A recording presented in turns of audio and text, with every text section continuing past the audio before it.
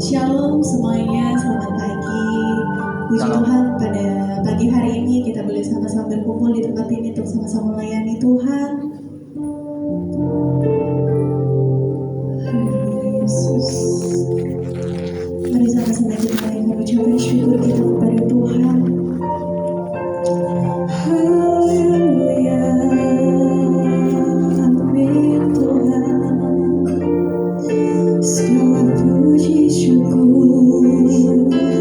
hanya bagi nama-Mu. Amin, amin Tuhan.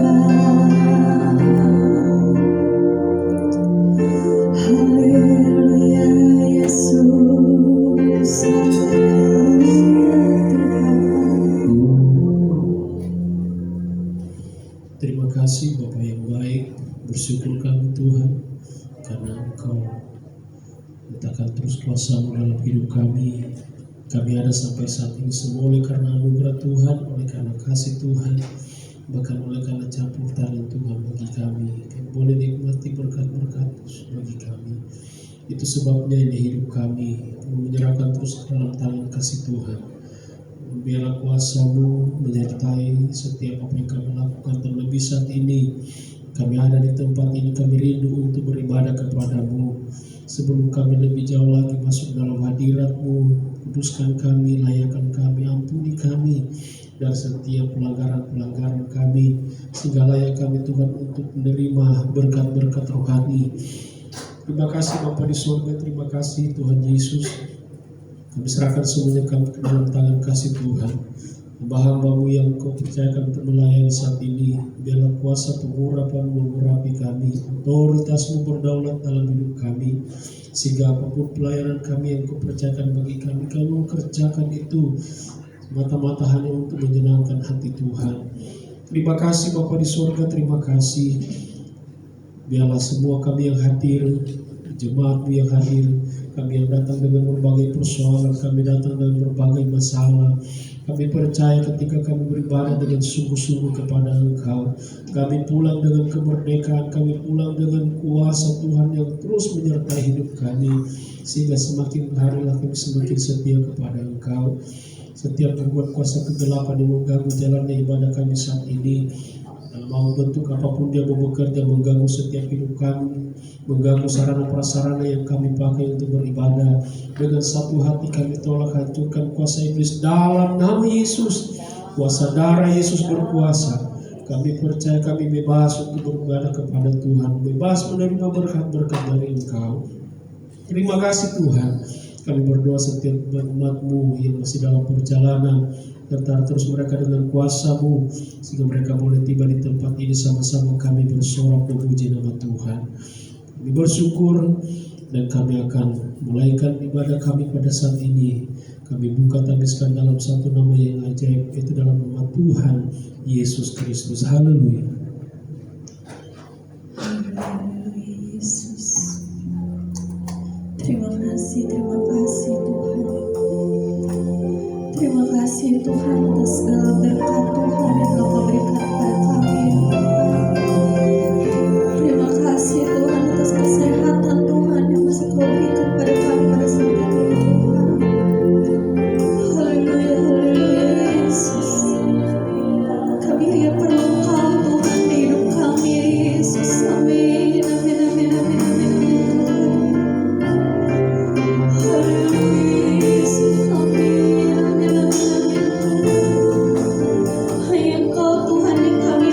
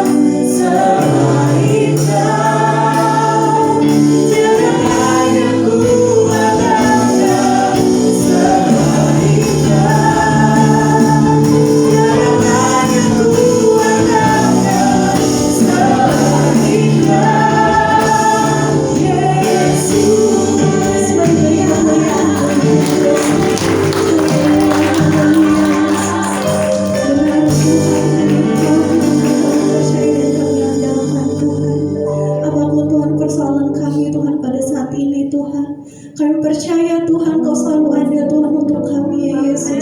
Kau selalu menolong Tuhan, Kau selalu menopang Tuhan untuk kehidupan kami ya Tuhan.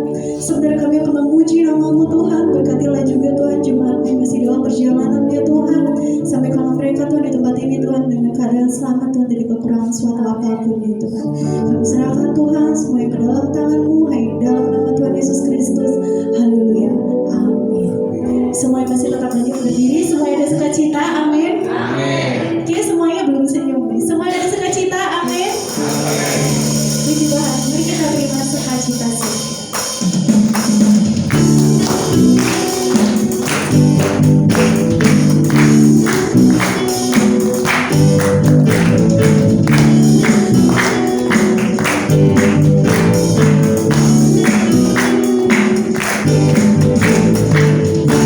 Sukacita surga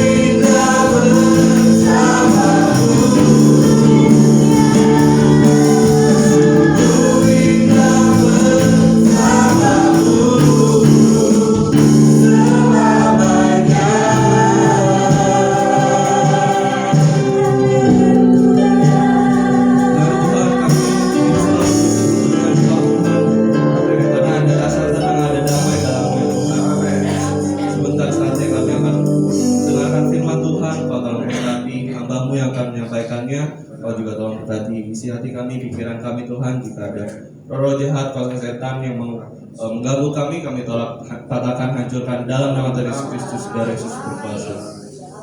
Sebelumnya kami juga akan melakukan korban persembahan. Kau tolong berkati supaya persembahan ini bisa menjadi alat untuk kami lebih memuliakan Kau lagi Tuhan. Hanya di dalam nama Tuhan Yesus Kristus, haleluya, amin.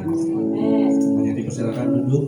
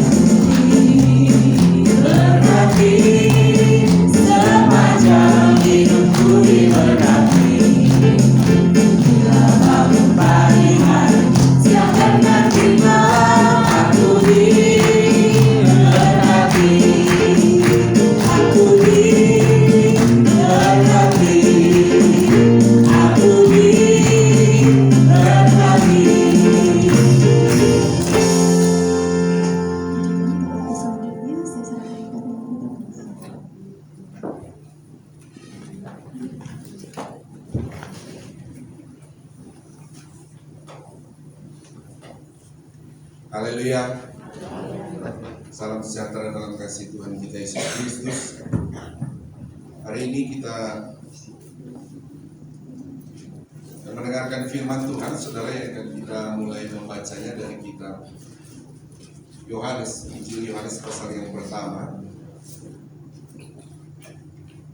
Sebelum kita terima perjamuan kudus, kita akan dengarkan firman Tuhan terlebih dahulu.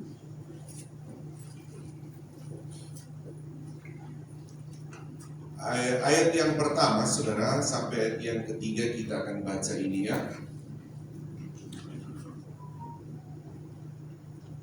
Mari jemaat Tuhan, baik lantai atas, lantai bawah, mari bangkit berdiri. Bangkit berdiri, kita baca 3 ayat saja, 3 ayat ini. Bersama-sama ya, 3 ayat ini ya. 1, 2, 3. Pada mulanya adalah firman, firman itu bersama-sama dengan Allah, dan firman itu adalah Allah. Ia pada mulanya bersama-sama dengan Allah. Segala sesuatu dijadikan oleh Dia, dan tanpa Dia tidak ada sesuatu pun yang telah jadi dari segala yang telah dijadikan. Amin. Tuhan berkati, silakan duduk kembali.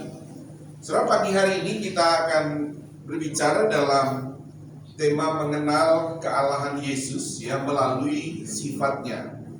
Nah, saudara, di dalam teks Alkitab, maksud saya begini, ada teks-teks yang tertulis, saudara, bahwa Yesus itu Tuhan. Baik dalam ungkapan Thomas juga, saudara, dalam Injil Yohanes juga mengungkapkan Yesus itu adalah Allah dan Yesus itu Tuhan.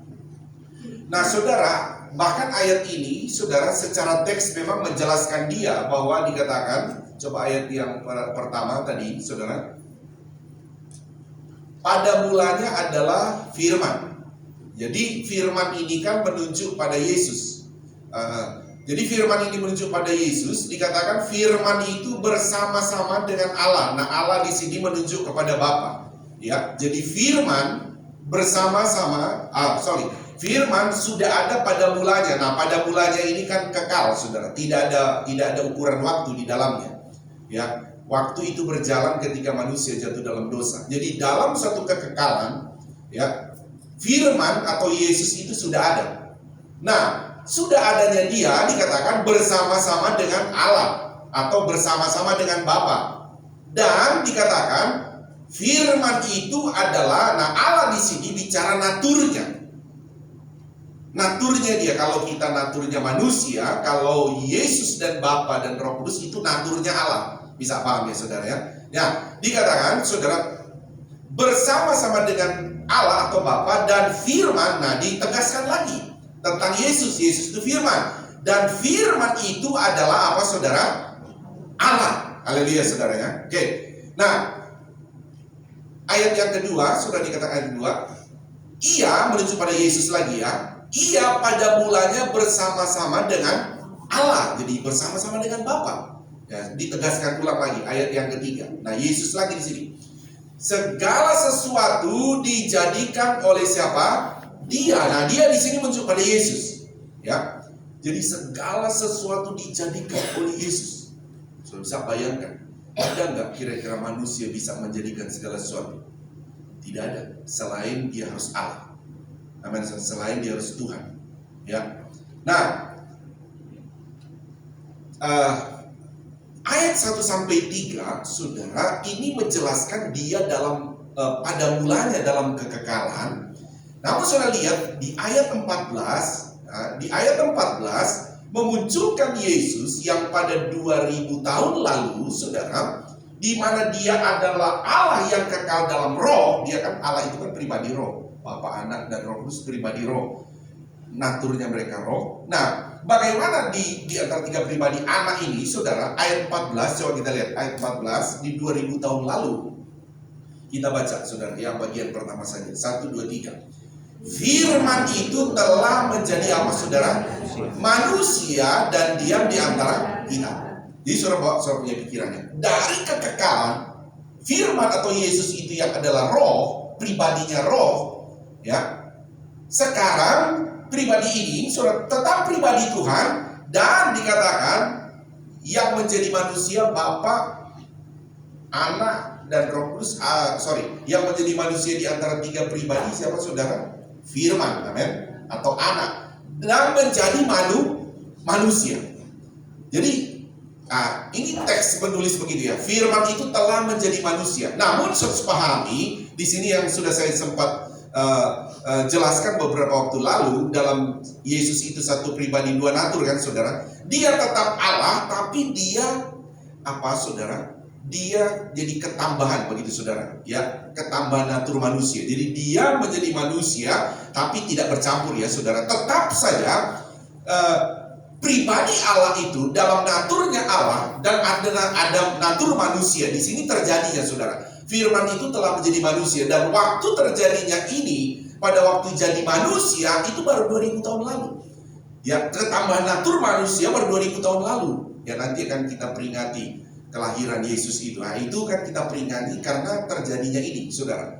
Makanya saudara mulai latihan, dia mulai latihan, semangat terus. Ya, kemarin ibadah WSP, setelah itu pria latihan, minggu juga saudara latihan.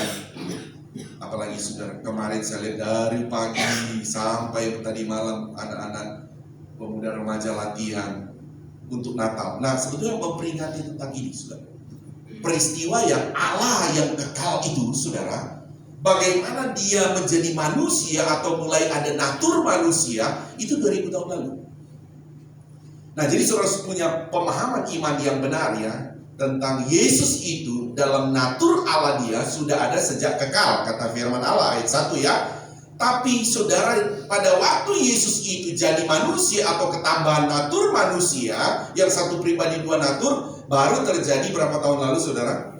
2000 tahun lalu. Ya, bisa bedakan. Nah, saudara, kita akan mengenal begini, saudara ya.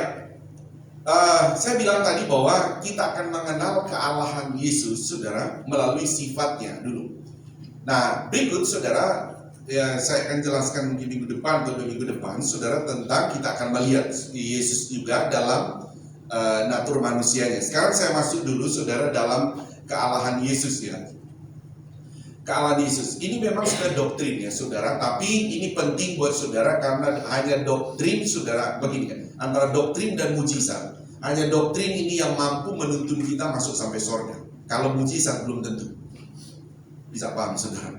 Tapi di telinga kita dengar firman, paling senang sebetulnya kita dengar mujizat. Apalagi kita lagi tidak ada uang. Tuhan lakukan mujizat, saudara, akan ada uang. Ya pasti senang, saudara. Ya. Tapi saudara, yang membuat kita bertahan iman kita sampai nanti masuk surga bukan mujizatnya. Saudara ingat begini ya. Dalam Yohanes pasal 6, saya hanya teringat ya, saudara. Ini hanya untuk membuka cara pandang saudara, sehingga saudara memiliki apa saudara ya, kerinduan, pentingnya doktrin Alkitab itu. Contoh begini, dalam Alkitab, Yohanes 6 itu, ayat 1 sampai 12 kalau tidak salah, itu tentang 2 roti dan 5 roti dan 2 ikan, saudara. Itu terjadi, yang makan itu saudara 5.000 laki-laki, belum lagi perempuan, belum anak-anak. Di pasal yang sama, saudara, dalam arti kata saudara, hanya dalam waktu yang sama, tidak lama, saudara, itu kan mereka alami mujizat. Ayat 66 masih ada pasal yang sama. Saudara, ketika sudah masuk doktrin, bagaimana percaya Tuhan, bagaimana kadang-kala menderita, kamu menderita tapi tetap beriman pada Tuhan. Saudara, apa yang dilakukan mereka? Tinggalkan Tuhan. Oh, nggak bisa. Kami mau ikut Tuhan kalau hanya mujizat. Jadi kita lihat mujizat mujizat itu tidak bisa menjamin iman orang itu bisa masuk surga. Tapi saudara, kalau kita belajar doktrin dan saudara terima doktrin, itu mampu mendampingi, menuntun iman kita sampai masuk surga. Haleluya saudara. Ada terlalu banyak. Saudara lihat juga Ananias dan Safira, sudah. Pada waktu belum alami mujizat, begitu beriman kepada Tuhan. Nggak ada uang pun mereka tetap beriman datang pada Petrus. Tapi satu kali dapat mujizat, sudah apa yang terjadi? Mereka Roh Kudus pun mereka bohongi. Jadi saudara. Nah, jadi betapa penting ya supaya saudara memandang betapa penting ya untuk doktrin-doktrin Alkitab kita. Nah, saya balik saudara. Mengenal Yesus, mengenal kealahan Yesus melalui sifatnya ya. Jadi kita akan melihat dari sifat-sifatnya. Sekalipun saudara, dalam teks saya baca, saya minta satu teks lagi. Ada dalam teks-teks tertentu saudara, Yesus itu Tuhan. Ya, bahkan ada banyak teks itu. Coba saya minta lagi Yohanes 20 ayat 28. Ini hanya saya mau buka supaya saudara ketika saudara baca Alkitab, tujuannya begini. Ternyata memahami Yesus dalam kealahannya tidak selalu memunculkan teks, ini Tuhan loh, ini mengatakan teks ini menulis Yesus itu Tuhan. Tidak seperti itu ya, tidak hanya sebatas itu. Sekalipun ini ada teks juga. Thomas menjawab dia, mari kita baca 1, 2, 3. Thomas menjawab dia, ya Tuhanku dan Allahku. Jadi ini kan ketika Yesus sudah bangkit saudara, Thomas itu ketika bercakap dengan Yesus, dia kaget saudara, dan dia berkata ya Tuhanku dan Allahku, langsung kepada Yesus ya. Nah, coba ayat selanjutnya. Kata Yesus kepadanya, mari baca 1, 2, 3. Karena engkau telah melihat aku, maka engkau percaya. Berbahagialah mereka yang tidak melihat namun percaya. Jadi Thomas mengungkapkan itu. Sekalipun itu dalam ungkapan Thomas, Tuhan tidak menolak begini. Saya bukan Tuhan, saya bukan Allah. Ya memang naturnya dia, memang Yesus itu adalah Tuhan, Yesus itu adalah Allah. Ya, coba seandainya saudara ya, kalau saya bilang, ya Tuhanku Allah, ya saudara langsung marah, itu bukan Tuhan, kan begitu ya. Nah, Yesus itu ketika disebut seperti itu, saudara, ini adalah teks yang menulis bagi kita bahwa Yesus itu Tuhan, Yesus adalah Allah. Oke ya saudara. Jadi maksud saya begini, jemaat Tuhan di tempat ini, baik saudara lantai atas, lantai bawah, saudara ketika membaca Alkitab kan saudara diwajibkan sebagai jemaat di tempat ini minimal 1 pasal 1 hari. Tapi ketika saudara rindu mencari, saya mau cari Yesus itu adalah Tuhan atau Allah. Saudara tidak melulu saudara harus fokus kepada teksnya mana ya, seperti tadi Simon berkata itu. Tidak begitu. Jadi saudara juga bisa melihat dari sifat-sifatnya. Jadi sifat-sifatnya Yesus itu, itu menunjukkan dia tentang Allah. Nah, mari kita akan lihat dulu saudara. Mulai dari, saya akan bahas ini saudara, 4 saja saudara, 4 sifat yang dimiliki oleh Allah saudara. Jadi sifat ini tidak bisa dimiliki oleh ciptaan, hanya dimiliki oleh pribadi Allah atau pribadi yang maha kuasa. Nah, sifat-sifat ini akan kita pelajari saudara, yang hanya dimiliki oleh yang maha kuasa dan tidak pernah ada pada pribadi manusia atau pribadi yang diciptakan, hanya kepada pribadi maha. Nah, sebab itu mari kita lihat saudara. Kita mulai masuk pada yang pertama saudara, dia memiliki atau Yesus ini memiliki sifat yang maha tahu. Jadi ingat ya, saya akan bawa saudara sekarang pada pribadi Yesus yang adalah Allah. Nanti mungkin minggu depan saya akan bawa saudara pada melihat Yesus pada natur manusianya, ya, natur manusia. Nah sekarang supaya saudara fokus dulu di sini, ada sifat yang saudara lihat yang bukan ditulis dia itu Allah, dia itu Tuhan seperti kata Thomas tadi. Tapi sekali lagi perhatikan dari sifatnya yang hanya dimiliki oleh Sang Maha Kuasa. Mari kita mulai membaca saudara dalam Matius pasal 16 dulu. Ayat 21. Matius 16 ayat 21.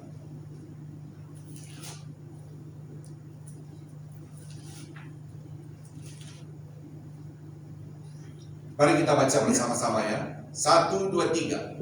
Sejak waktu itu Yesus mulai menyatakan kepada murid-muridnya bahwa ia harus pergi ke Yerusalem dan menanggung banyak penderitaan dari pihak tua-tua, imam-imam, kepala dan ahli-ahli Taurat, lalu dibunuh dan dibangkitkan pada hari ketiga. Begini ya saudara, saya bawa saudara pada yang maha tahu. Maha tahu itu, saudara, dia itu sudah tahu, saudara. Ya, dia sudah bercakap-cakap dengan murid, dia itu sudah tahu bagaimana tua-tua, ya. Jadi ini kan begini, saudara. Ketika Yesus mulai dalam sebuah pelayanan, ya kira-kira umur 30, 3,5 tahun dalam sebuah pelayanan, diakhiri 3,5 tahun ke depan. Jadi waktu dia berbicara ini kan saudara berarti taruhlah umur 30 mulai pelayanan dalam kemanusiaan dia. Tapi bagaimana dia bisa tahu 3,5 tahun ke depan itu ada dari Yesus menanggung banyak penderitaan, dikatakan saya. Yesus menanggung banyak penderitaan yang datang dari tua-tua. Ini dia berbicara di umur 30, tapi peristiwa ini akan terjadi di 3,5 tahun ke depan. Nah, ini maha tahu. Ada nggak saudara manusia bisa tahu 3,5 tahun ke depan apa yang terjadi pada dia? Ada nggak saudara? Tidak ada. Saudara jangankan 3,5 tahun, kita ini saudara 1 jam di depan kita nggak ada yang tahu. Kita berencana, iya berencana. Tapi apa yang akan terjadi 1 jam ke depan, nggak ada yang kita tahu saudara. Tapi ini 3,5 tahun ke depan, Tuhan tuh sudah tahu. Dia itu memang bukan cuma tahu dalam seperti, saya tahu tuh kayak ramalan. Tapi sebetulnya dia juga yang kita kenal maha ada, yang juga sudah ada di depan itu. Ya. Nah, dari sini saudara, imam-imam kepala Taurat lalu dibunuh dan dibangkitkan pada hari ketiga. Jadi ini kalau saudara lihat, ini bukan sebetulnya nubuatan, bukan. Ini bukan nubuatan, tapi dalam konteks Yesus yang pribadi Allah itu, yang sudah punya dua natur, ketika berbicara kepada murid-murid, dia memberitahu. Saudara, bukan bernubuat, Yesus bukan bernubuat, tapi dia memberitahu bagaimana 3,5 tahun ke depan, saya itu akan begini. Nah gitu saudara. Nanti imam-imam kepala tua-tua, mereka akan menganiaya saya, mereka akan membunuh, ya, melalui tentara Romawi. Nanti hari ketiga dia bilang, saya bangkit. Nah, gitu. Nah, dari ayat ini, saudara, saya memunculkan buat saudara, ini yang saya bilang tadi, saudara, untuk jemaat Tuhan dapat memahami Alkitab yang kita pegang ini. Ketika saudara ingin mengisi iman kita, supaya iman kita kuat, saudara, mencari tentang Yesus adalah Tuhan, adalah Allah, saudara. Saya bilang tadi, tidak selalu saudara mencari teks mana ya, Yesus itu ditulis sebagai Tuhan. Tidak. Jadi saudara belajar juga, ternyata mengenal Yesus itu tidak selalu dalam teks seperti tadi saya katakan, tetapi saudara melihat juga dari sifat-sifatnya. Tidak ada satu manusia yang bisa tahu 1 minggu ke depan. Dan ini terperinci, saudara. Saya bilang amin, saudara. Jadi saudara, makanya saya bilang begini, saudara sudah beriman kepada Yesus yang benar, yang selalu saya ulang-ulang adalah satu pribadi dua natur. Saudara harus sekali Yesus, tetap Yesus. Amin, saudara. Tidak boleh berubah. Karena apa saudara? Kalau orang tidak beriman kepada Yesus yang benar ini, yang dia adalah maha kuasa, maha tahu ini saudara, dia adalah Tuhan saudara. Ketika orang beriman ini meninggalkan dia oh saya hanya percaya Tuhan, tapi ya Yesus tidak. Pasti 1000% orang itu tidak masuk surga.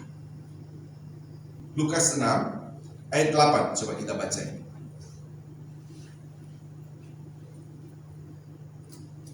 Mari jemaat Tuhan bangkit berdiri dulu saudara. Bangkit berdiri.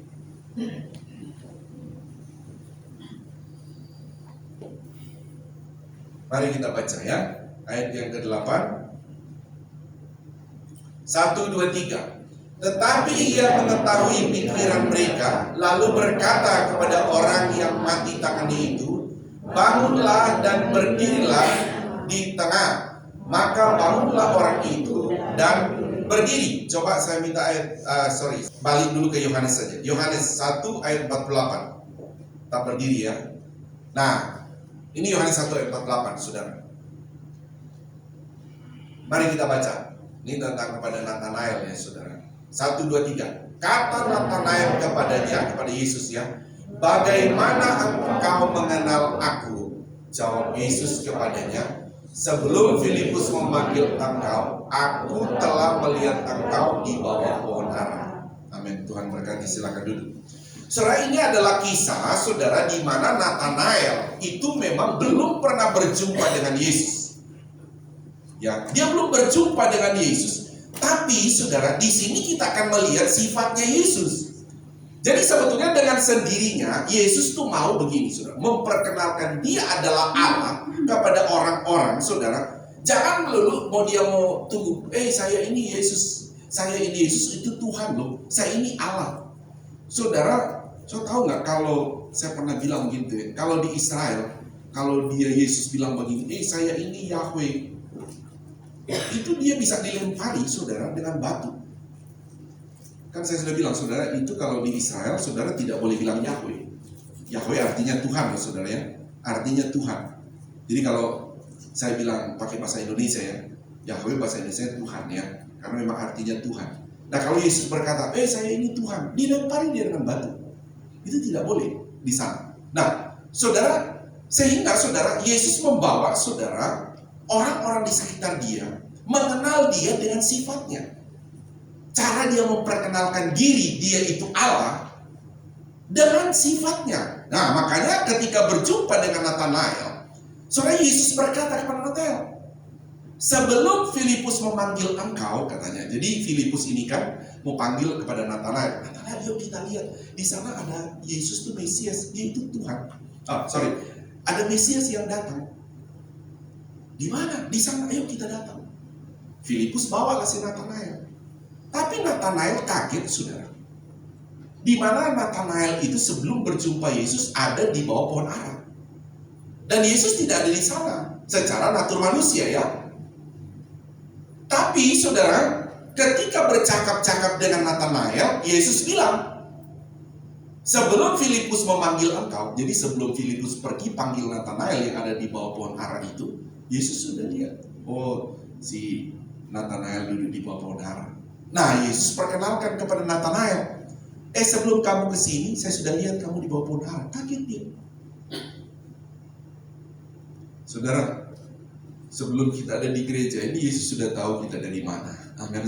Di rumah dia lihat. Saudara berjalan dari sana, Yesus itu ada. Saudara, sehingga memunculkan iman begini, saudara. Penting bagi kita yang kadangkala, saudara, kadangkala kita ini sebagai manusia, kadangkala melihat Tuhan itu kayak kan begini, saudara. Kadangkala melihat Tuhan itu, Tuhan itu di sorga.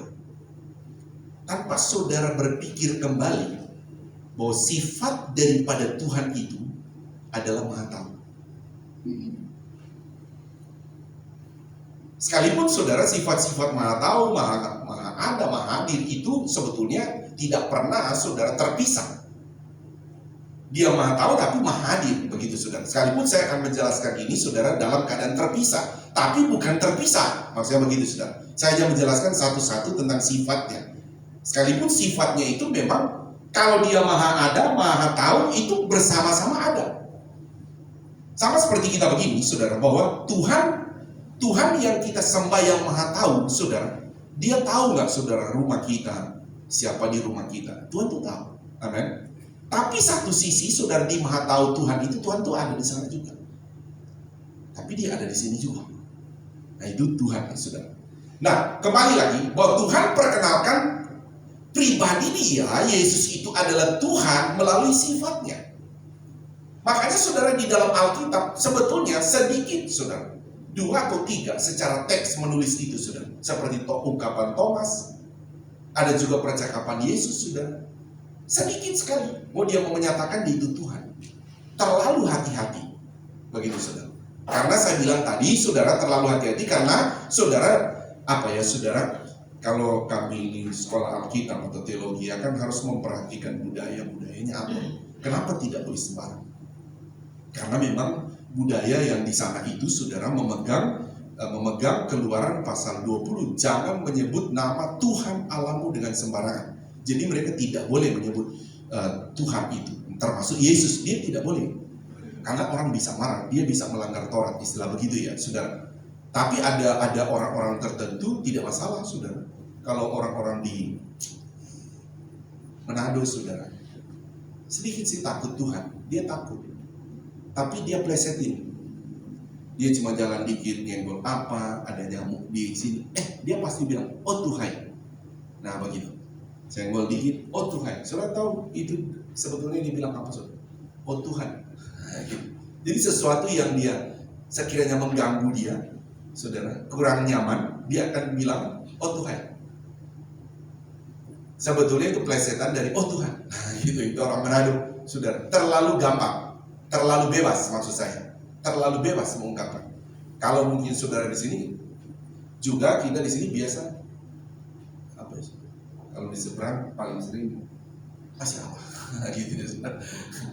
Gampang sekali menyebutnya, saudara. Ya itu pengaruh budaya-budaya, saudara ya. Nah, kita balik, saudara, supaya saudara jemaat Tuhan, bagaimana saudara tujuan saya mengajarkan firman ini buat saudara, supaya saudara Islam Tuhan baik membaca Alkitab, saudara, baik juga beriman kepada Yesus itu, tidak hanya saudara berpegang kepada mana teks menulis dia dalam Alkitab, tapi saudara juga akan bertumbuh imannya melalui teks-teks Alkitab yang menjelaskan kepada kita tentang sifat daripada Yesus itu, yang adalah maha tahu. Ya, itu saudara lihat tentang Nathanael tadi. Jadi Nathanael tadi, saudara, dia tidak berjumpa dengan Yesus secara fisik. Yesus juga tidak berjumpa secara fisik, tapi Yesus tahu di mana dia ada di bawah pohon. Sedikit aplikasinya, saudara, dalam hal ini juga kita. Kemana kita pergi, terus anak-anak juga. Ya ingat, saudara, kadang-kala orang tua tidak mau tahu. Memang bukan kadang-kala tidak mau, memang tidak mau tahu.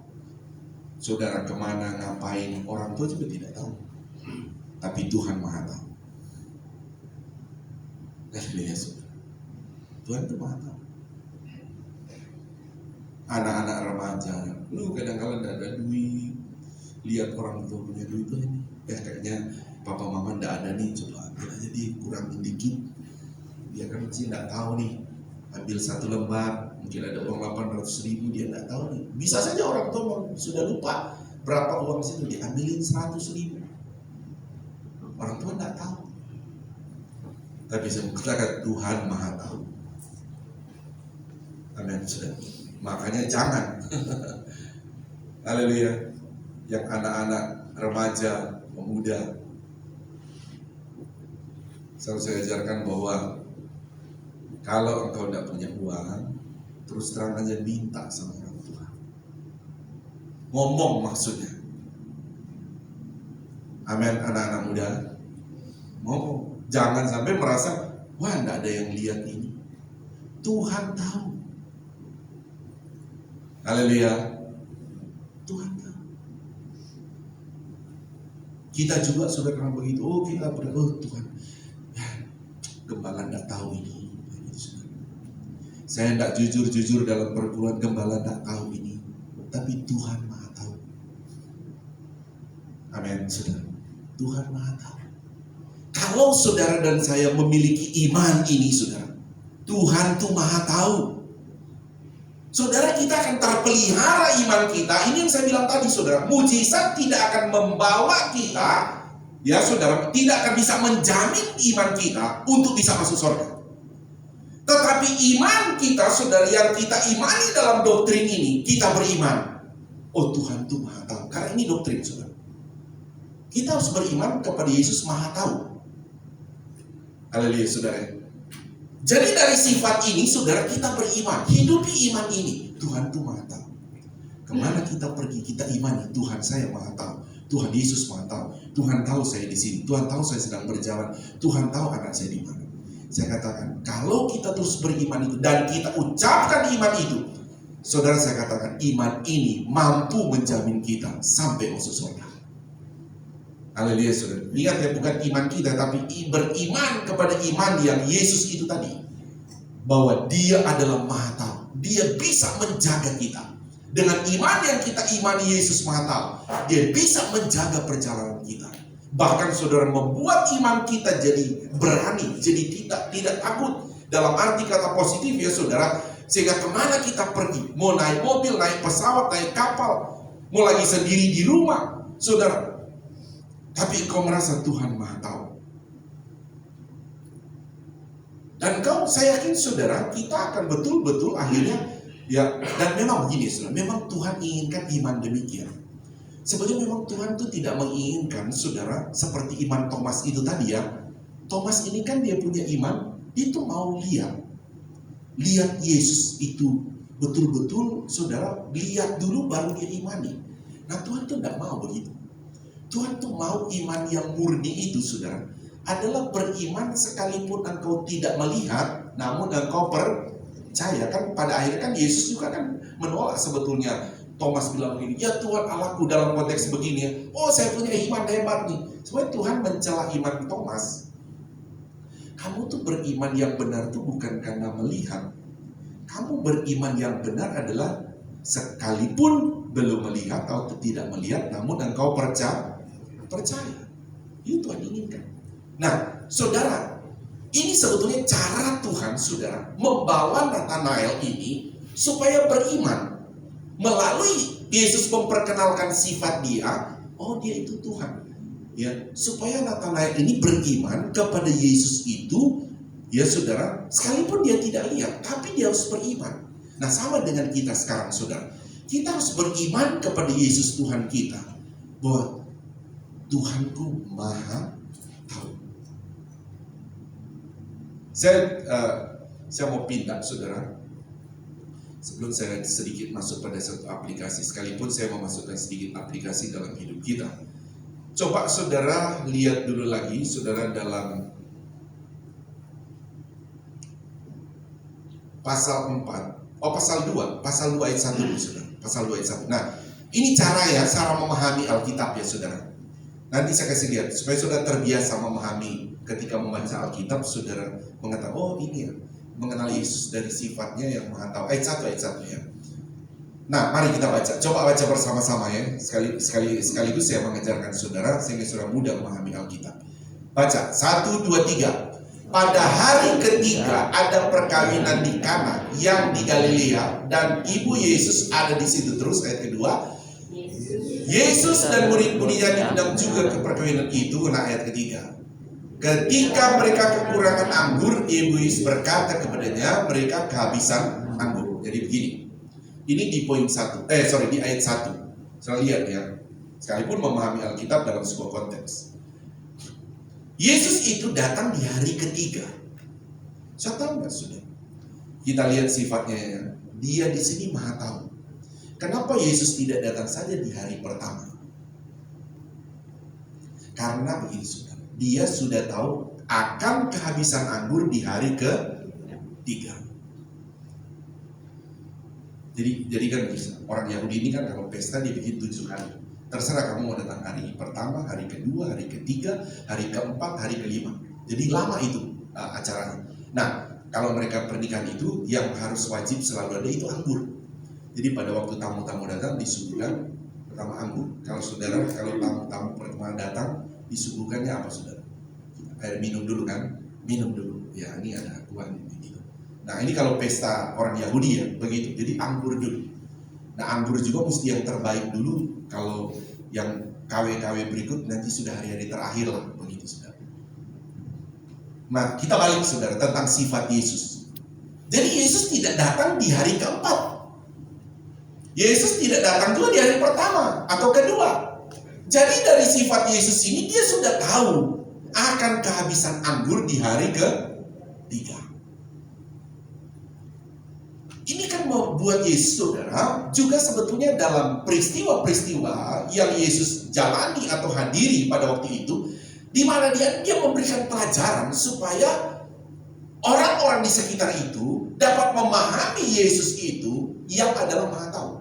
Dan sifat ini hanya dimiliki oleh Sang Maha Kuasa. Nah demikian saudara, saya masuk sedikit aplikasi pada kita dalam konteks ayat ini. Saudara kadang-kala kan kita begitu saudara. Aduh, apa ya saudara? Aduh sudah besok nih habis nih. Aduh sudah tidak cukup nih nanti nih. Aduh baru aja gajian, tapi belum ada setengah bulan sudah mau habis lagi uang ini. Aduh bayar ini. Kita kadang-kala kita sudah tidak apa saudara, kadang-kala dengan peristiwa-peristiwa itu saudara, kadang-kala membuat iman jadi turun. Seperti peristiwa di Kana ini, akhirnya saudara puji Tuhan ada orang beriman luar biasa. Yang Maria dia tahu Yesus itu adalah bukan sekedar Maha Tahu, tapi Yesus itu adalah Maha Kuasa juga. Makanya saudara dengan posisi itu dia tidak down Maria ini, tapi dia datang. Yesus, mereka kehabisan anggur. Jadi dari satu sisi Yesus sudah tahu memang kehabisan anggur bukan pada hari kedua, bukan pada hari keempat, tapi pertama dia tahu itu akan habis pada hari ketiga. Jadi maksud saya begini saudara, dalam aplikasi hidup kita, saudara tahu semua perjalanan hidup kita kan saudara, semua ada pergumulan-pergumulan yang berbeda-beda konteks kita, yang ada pada posisi, aduh saya tidak berdaya. Apakah dari si kesehatan, keuangan, yang kadang-kala saudara kita ini tidak lagi berpikir Tuhan itu tahu, sehingga akan memunculkan iman seperti Maria. Tuhan akan tahu Tuhan. Jadi yang Tuhan mau saudara, mari kita mengenal dalam iman kita, Tuhan itu Maha Tahu. Apapun kondisi kita, keadaan kita, Tuhan itu Maha Tahu. Makanya saudara beriman seperti Maria. Kenapa kita berdoa? Karena Tuhan Engkau tahu Tuhan.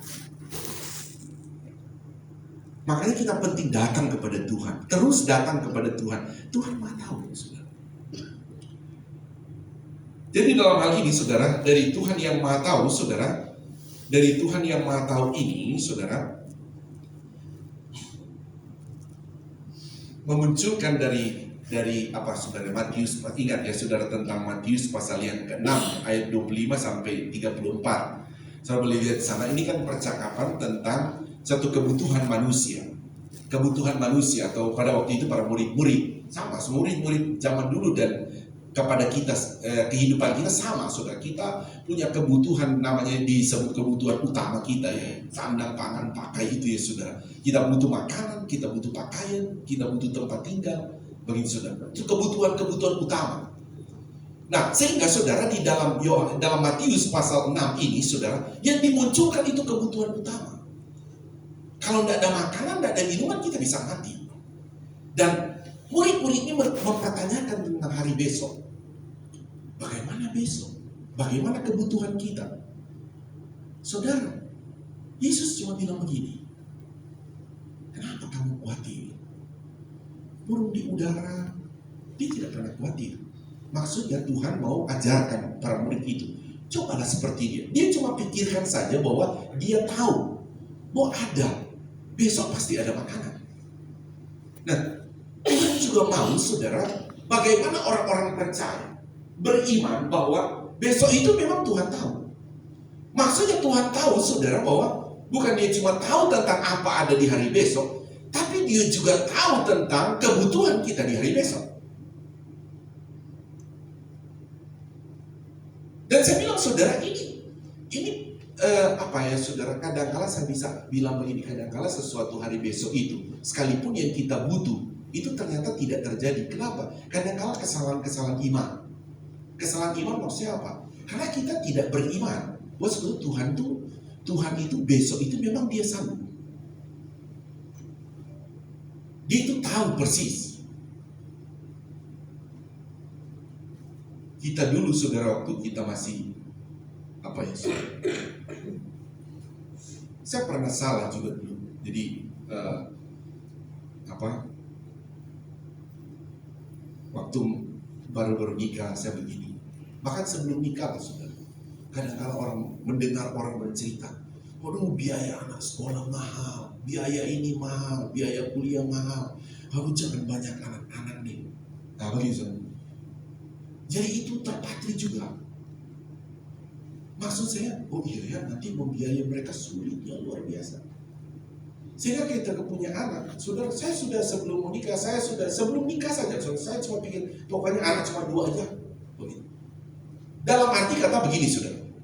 Dalam arti begini ya, saudara. Maksudnya punya 2 dalam arti karena saya nanti bagaimana kebutuhan mereka, bagaimana membiayai mereka. Jadi seolah-olah saya yang akan membiayai, saya yang tahu ke depan. Sebetulnya setelah belakangan saya pikirkan itu kan melanggar firman. Itu kan anak-anak ini kan Tuhan punya. Nah, begitu.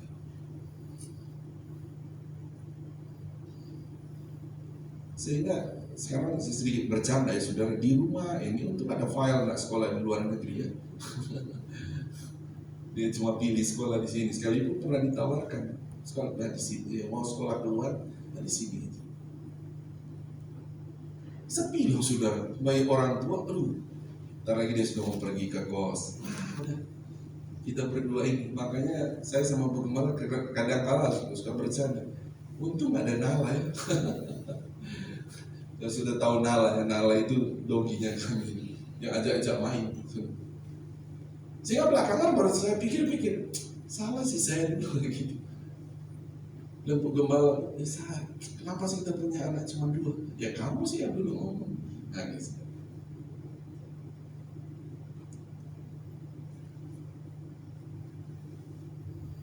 Nah saya balik ya saudara, bahwa itu manusia kadang-kadang begitu saudara. Yang sebetulnya Tuhan selalu menuntut iman kita, siapapun kita lah. Jadi saudara, ya berapapun anak kita sekarang saudara. Tapi mari kita melihat ke depan saudara, bahwa mari kita beriman, Tuhan itu maha tahu, termasuk maha tahu apa yang menjadi kebutuhan kita. Yang hanya kadang-kala, kenapa ya tidak terjadi kebutuhan saya sudah waktu-waktunya? Ya memang kadang-kala begini, memang kadang-kala ada proses Tuhan. Atau yang kadang-kala Tuhan begini, kamu tuh maunya ada tapi tidak mau beriman kepada Tuhan yang maha tahu. Yang terpenting kan saudara adalah Tuhan mau kita beriman kepada Tuhan adalah maha tahu. Haleluya saudara. Jadi mari kita beriman. Oh ya saudara, perjamuan kudus. Saya punya 4 poin saudara, tapi saya masih poin yang pertama ini. Saya akan selesaikan saudara 1 poin ini ya saudara. Ya saya ambil 1 ayat aja deh sebagai pendukung lagi saudara.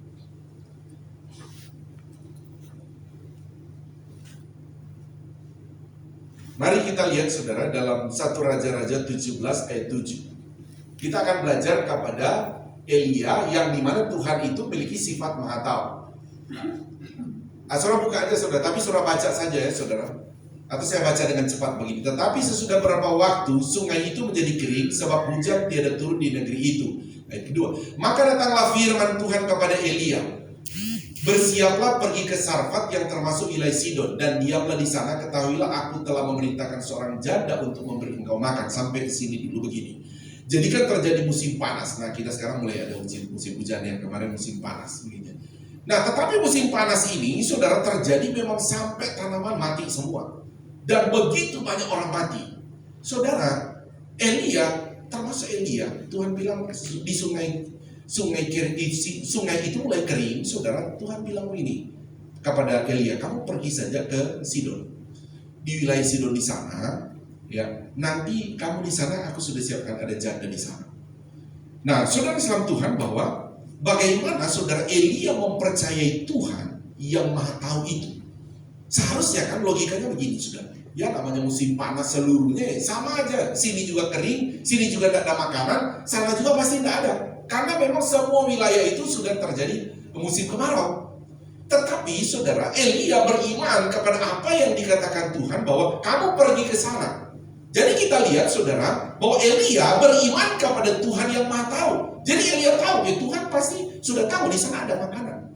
Sekalipun tetap musim panas. Sehingga apa yang dimunculkan Elia, dia pergi. Dia tinggalkan tempat itu, dia pergi ke Sidon.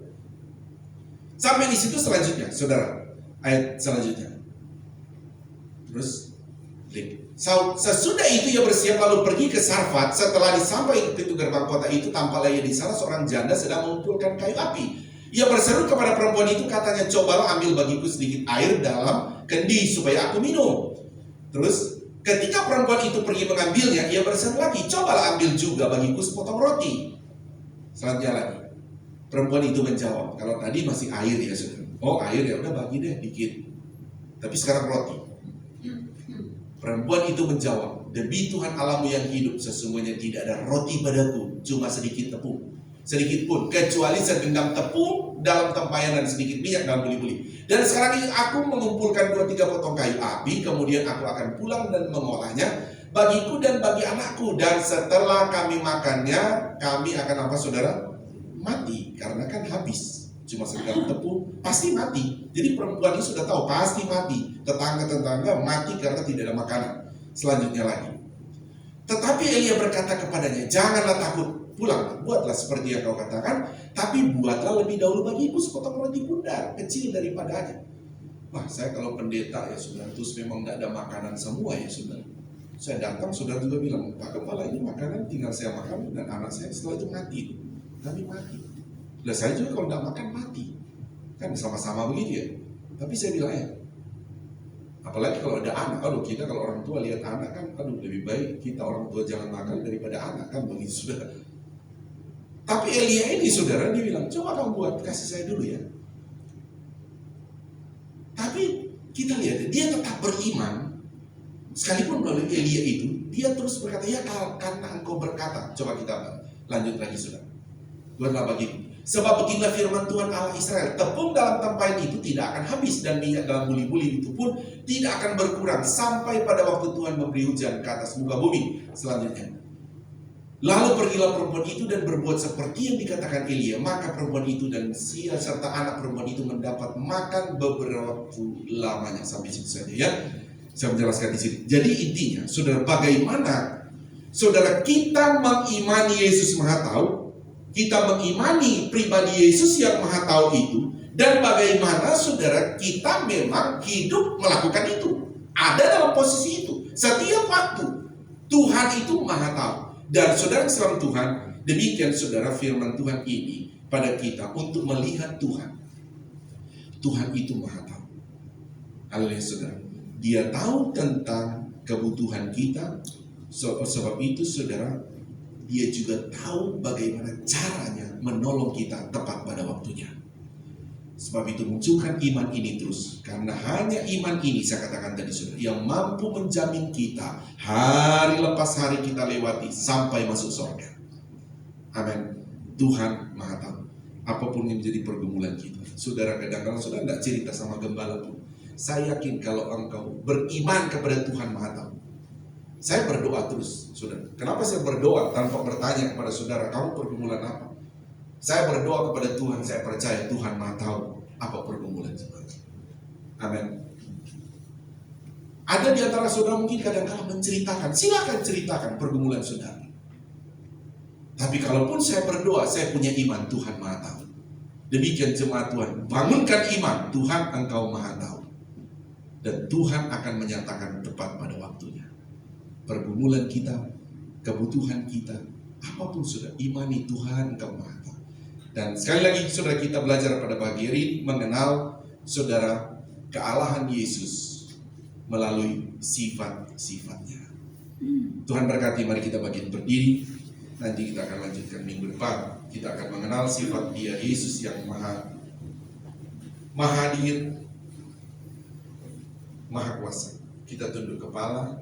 Mari petugas perjamuan kudus boleh maju ke depan. Kita akan terima perjamuan kudus saat ini. Haleluya, haleluya. Kami datang kepadamu ya Tuhan bersama dengan umat-umat-Mu. Terima kasih untuk firman-Mu yang sudah mengajari iman kami atau menerangi iman kami. Mengenal Engkau ya Tuhan. Yesus, Engkau adalah Tuhan, adalah Allah melalui sifat-sifat-Mu ya Tuhan.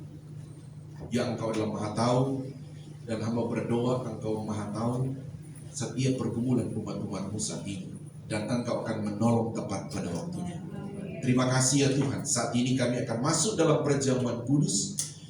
Sucikan, kuduskanlah roti dan anggur ini, yang benar-benar Tuhan, yang melambangkan tubuh dan darah Kristus. Setiap kami yang makan dan minum roti dan anggur ini, Tuhan, kalau ada yang sakit Engkau sembuhkan. Yang lemah Tuhan kuatkan.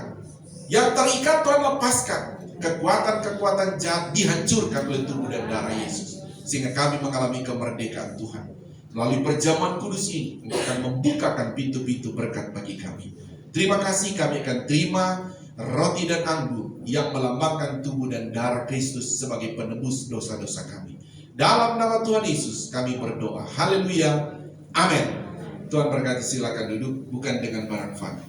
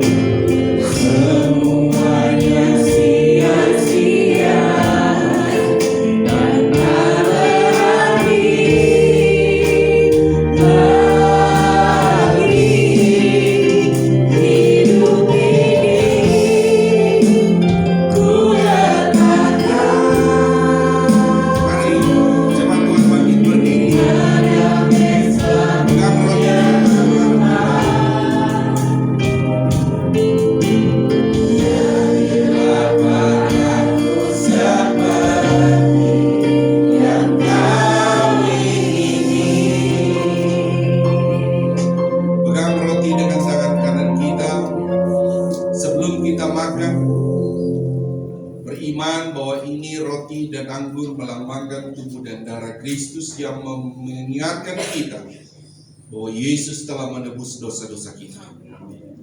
Kami percaya Tuhan, setiap kami yang makan roti dan anggur yang mengingatkan kami akan penebusan dosa-dosa kami.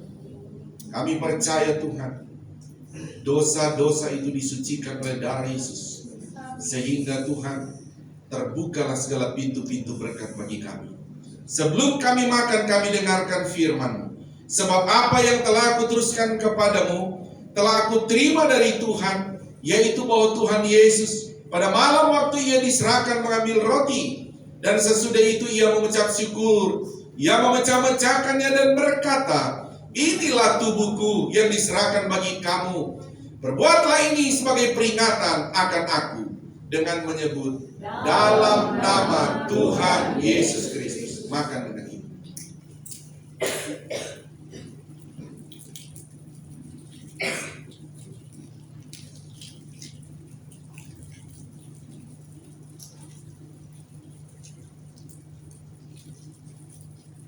Pegang cawan dengan tangan kanan kita, dengar firman-Nya. Demikian juga ia mengambil cawan sesudah makan lalu berkata, cawan ini adalah perjanjian baru yang dimeteraikan oleh darahku. Lakukanlah ini setiap kali kamu meminumnya sebagai peringatan akan aku, dengan menyebut dalam nama Tuhan Yesus Kristus. Minum dengan iman.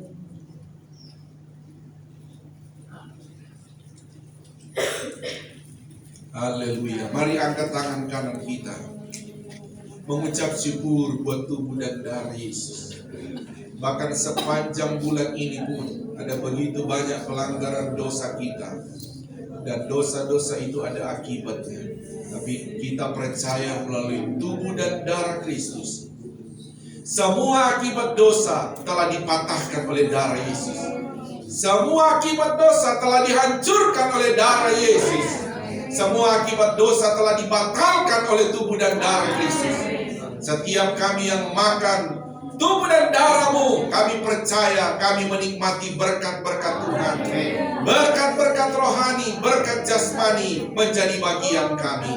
Terima kasih Tuhan, kami bersyukur untuk firman-Mu, kami bersyukur untuk perjamuan kudus ini. Dalam nama Tuhan Yesus kami berdoa. Haleluya. Semua yang percaya berkata amin. Tuhan berkati, silakan duduk, saya serahkan pada yang bertugas.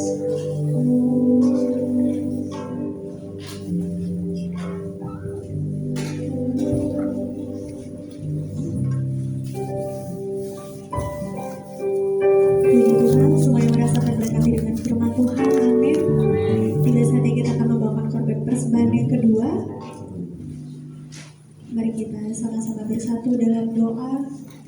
Tuhan, terima kasih atas firman-Mu yang indah Tuhan. Pada pagi hari ini sebentar kami akan melakukan korban persembahan yang kedua Tuhan.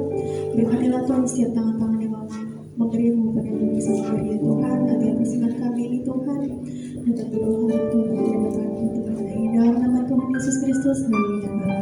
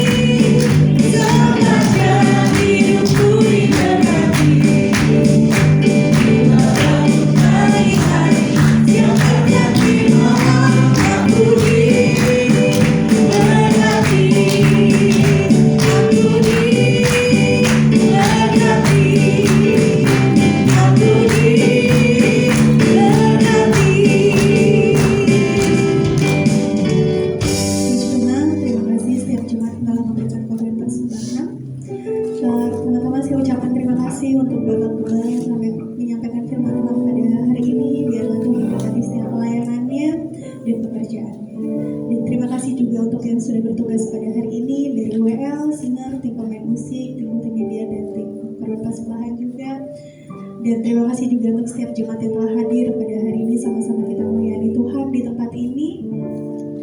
Dan untuk selanjutnya pengumuman untuk seminggu ke depan. Untuk nanti siang jam 10 ada ibadah anak-anak sekolah minggu di gereja.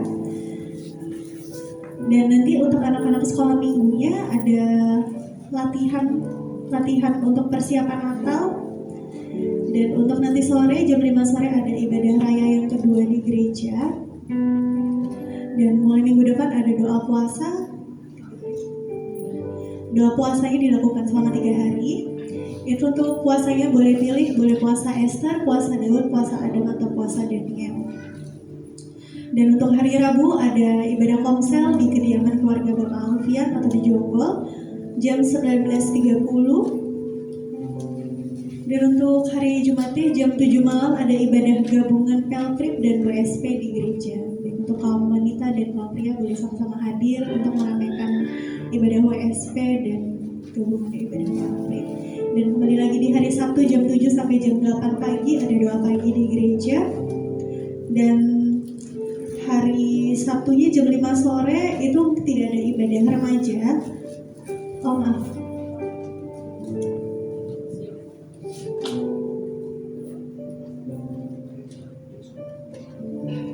Untuk ibadah remaja minggu depan ditiadakan, tapi untuk anak-anak YMB latihan mulai jam 10 pagi, nanti dilanjutkan untuk syuting untuk Natal. Jadi jam 10 pagi sudah standby di gereja untuk anak-anak ya remaja. Dan hari Minggu depan ibadah hanya dilakukan 1 kali saja, karena minggu depan kita akan mengadakan diakonia donor darah. Nah, ibadah hanya dilakukan jam 8 pagi saja, dan untuk diakonia donor darahnya dimulai jam 11 siang setelah ibadah raya yang pertama. Dan mari sama-sama kita doakan untuk ibadah perayaan Natal kita tanggal 10 Desember hari Minggu jam 5 sore di gereja.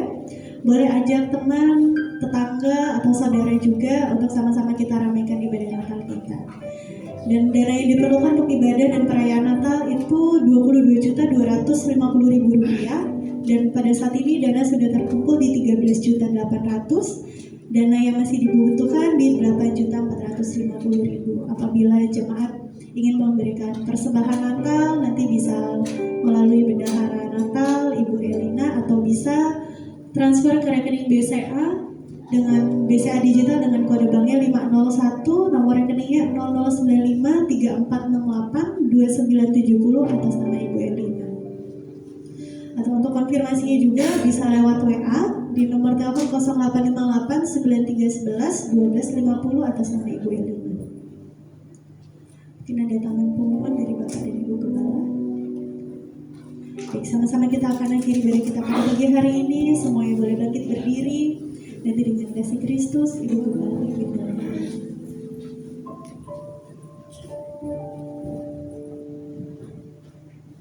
Tundukkan kepala, kita berdoa. Di akhir ibadah ini Tuhan, kami mengucap syukur kepadamu karena Engkau sungguh teramat sangat baik bagi kami. Kami boleh menikmati hadirat-Mu, kami boleh memuji memuliakan Engkau, kami boleh menikmati firman-Mu, bahkan kami boleh menikmati tubuh dan darah-Mu.